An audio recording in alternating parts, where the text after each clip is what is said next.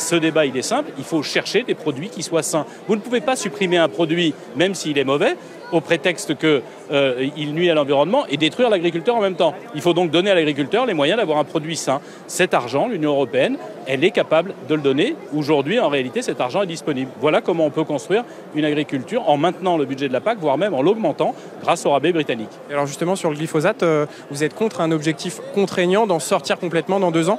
Mais tout ça est en réalité une fumisterie. Pardon de le dire, on a tous besoin de sortir du glyphosate. Mais pour sortir du glyphosate, il faut un produit de remplacement. Sinon, nos agriculteurs vont voir leur production baisser de 30-40%.